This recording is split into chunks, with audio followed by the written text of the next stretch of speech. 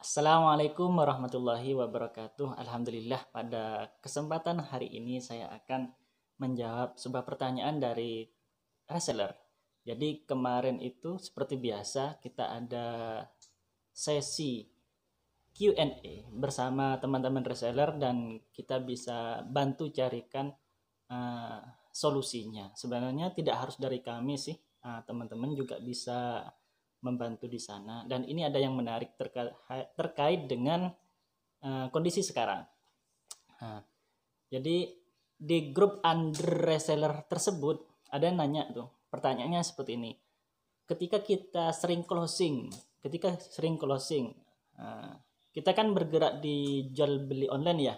Ketika kita sering closing, maka akan banyak sekali kurir, uh, orang-orang yang bekerja di jasa ekspedisi itu punya kerjaan akhirnya ya. Jadi menjadi sibuk. Nah, sedangkan kondisinya sekarang sedang wabah menyerang COVID-19. Nah, itu bagaimana menyikapinya? Apakah mungkin pertanyaan ini ya, kalau saya menangkapnya, apakah kita tidak akan menjadi sebab tuh, menjadi salah satu faktor tuh kita buat mereka untuk terpapar virus corona, COVID-19.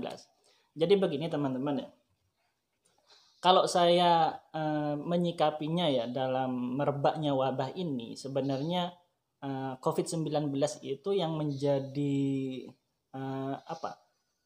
menjadi momok, yang menjadi ketakutan akhirnya sebenarnya bukan karena virusnya itu sendiri, bukan karena COVID-19 itu sendiri, tapi lebih kepada pemberitaannya, lebih kepada isunya. Karena apa? Karena yang pertama itu mendunia, yang kedua mungkin karena dianggap belum ada vaksinnya dan seterusnya, dan orang-orang tuh banyak lebih fokus kepada kematiannya, padahal sebenarnya kalau saya pernah lihat tuh ya videonya dokter Indro siapa gitu, dia itu dokter hewan ahli virus ya. Di situ tuh disampaikan bahwa virus itu tidak ada kaitannya dengan kematian. Salah kalau diasumsikan sebagai ada kaitannya dengan kematian.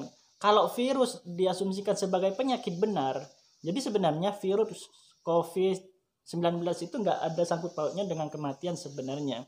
Hanya saja yang terjadi itu sesuai kasusnya itu terjadi kalau imunnya tidak kuat, kemudian kita juga sudah punya sudah punya penyakit bawaan, ada beberapa penyakit di dalamnya seperti diabetes dan penyakit-penyakit terhadap saluran pernafasan ya. Karena memang virus itu bekerjanya di jalur pernafasan itu sendiri.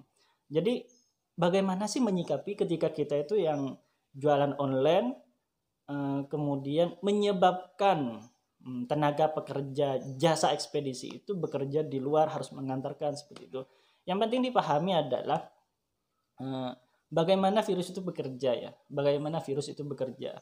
Sebenarnya ya kita keluar rumah, bekerja keluar rumah itu sebenarnya tidak masalah selama masih menghiraukan anjuran dan himbauan dari pemerintah dan tim medis, di mana kita kan harus social distancing ya. Malah sebenarnya WHO sendiri sudah merevisi itu, bukan social distancing, sekarang itu istilahnya menjadi physical distancing. Jadi bukan sosialnya yang dilarang, tapi bersentuhannya yang nggak boleh, terlalu dekatnya yang nggak boleh. Kalau kita sebagai penjual online itu kan sudah mengikuti anjuran pemerintah dan tim medis.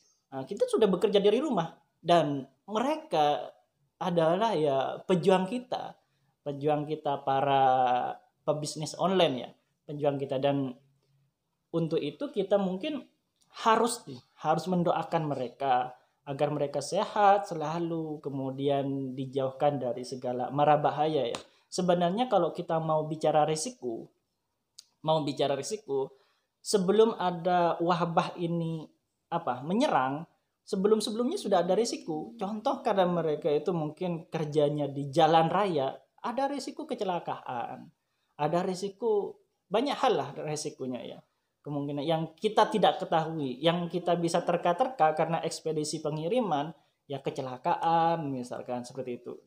Dan teman-teman perlu ketahui sebenarnya untuk berpikir menyikapi virus COVID-19 ini, kalau menurut saya nih ya tidak perlu terlalu berlebihan rasa cemas khawatirnya sampai itu mempengaruhi psikis kita, akhirnya kita stres dan imun kita menurun. Soalnya kalau kita mau bicara data, sebenarnya yang meninggal tanpa adanya virus itu lebih banyak daripada yang meninggal oleh karena virus itu sendiri. Terbukti di tanah kelahiran saya di Pamekasan.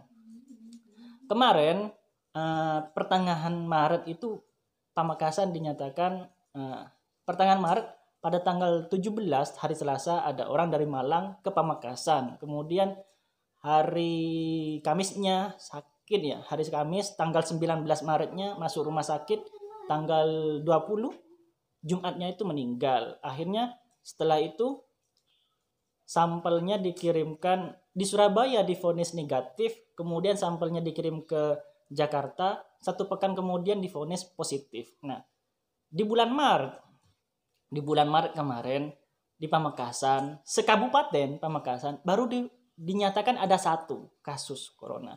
Sedangkan di kampung saya, dusun saya, kampung saya, di bulan itu ada 3 orang meninggal. Jadi sebenarnya kita itu kalau kita merasa khawatir, waspada boleh sih.